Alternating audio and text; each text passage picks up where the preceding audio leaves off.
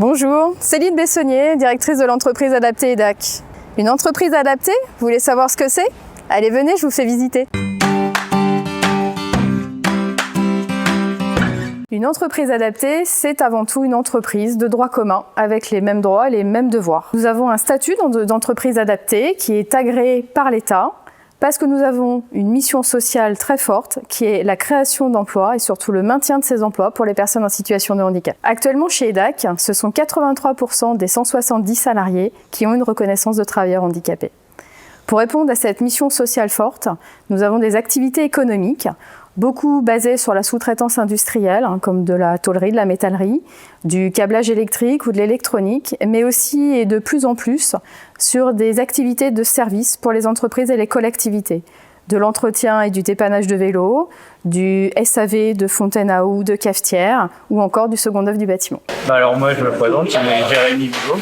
J'ai commencé en tant que stagiaire. Donc après, une fois que les rangs sont arrivés, c'était au montage. Et après, très vite, ça a pris beaucoup d'importance dans la société. On a de plus en plus de commandes. Comme je l'ai fait depuis le début, c'est moi qui connais le plus aujourd'hui sur les rampes. Donc c'est moi en partie qui forme les gens et qui est aussi affaire aux clients à chaque nouveau produit. Dès qu'il y a une évolution sur les rampes.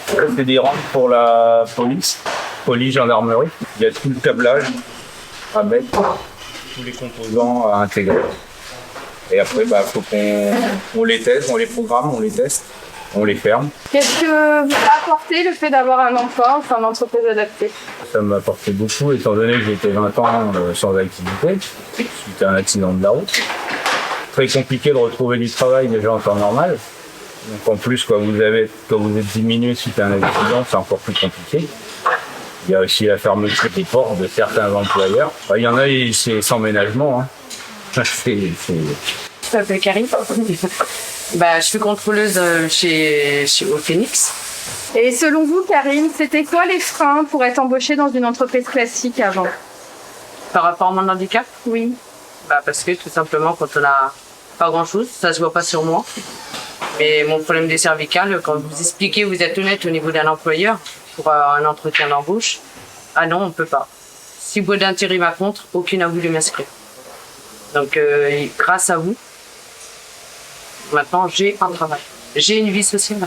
C'est important d'avoir une vie sociale. Déjà, voir nos collègues, on discute, on parle. On n'est pas tout seul à la maison.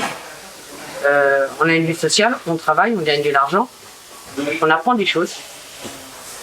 On apprend tous les jours, tout le long de notre vie. C'est le but. Et de pouvoir évoluer comme dans une entreprise ordinaire. Pour moi, ici, c'est une entreprise ordinaire comme mes collègues, je ne les considère pas comme des handicapés. Je leur parle comme je parlerai à n'importe qui.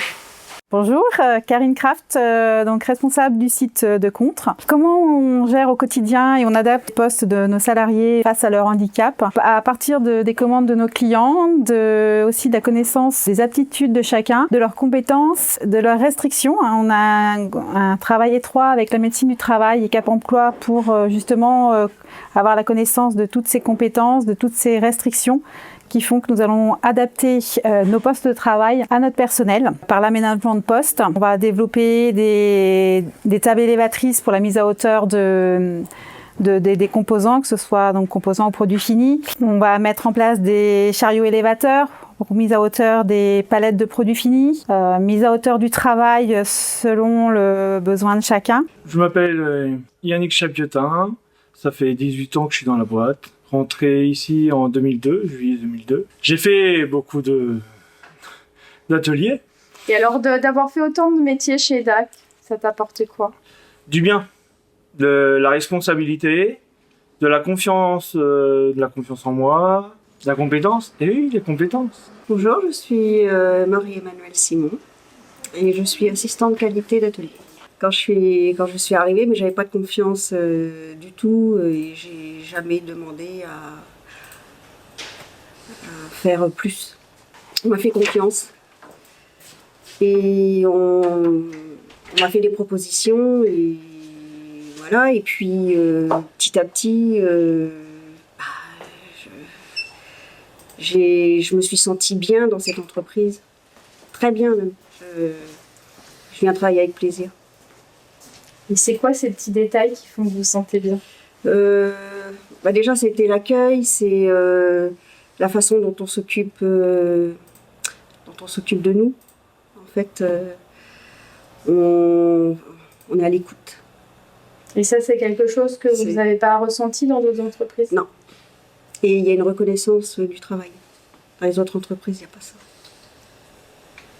Le lien du handicap avec vos collègues, est-ce que ça a été un souci ou vous l'avez plutôt bien vécu? Non, quand on arrive ici, on est considéré comme une personne sans handicap normal. Donc je me suis à aucun moment sentie handicapée ou diminuée, voilà. Ce qui fait du bien aussi. Les entreprises adaptées, c'est dommage, je trouve dommage qu'il n'y en ait pas plus.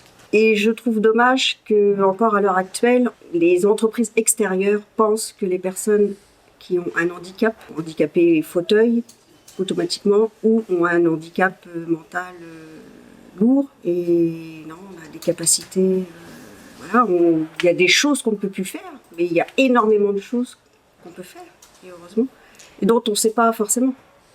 Est-ce que votre handicap se voit physiquement tous les jours? Non. Et est-ce que pour vos collègues, dans votre quotidien, vous voyez leur handicap? Non. Et j'admire même ce qu'ils sont capables de faire. Ce que nous sommes capables de faire. Parce qu'en fait, on a une revanche par rapport à l'extérieur. On se donne beaucoup plus à notre travail. Voilà. Parce que déjà, on nous donne la chance de travailler. Et on a cette revanche de se dire mais nous, on existe. Faire travailler les entreprises adaptées, comme ici à EDAC, permet à nos entreprises clientes de minimiser leur contribution à la GFIP. Ça permet aussi de faire un énorme pas vers l'inclusion des travailleurs handicapés. Pour finir, sachez que 80% des handicaps ne se voient pas et qu'une personne sur deux sera touchée de près au cours de sa vie par le handicap. Ça fait réfléchir.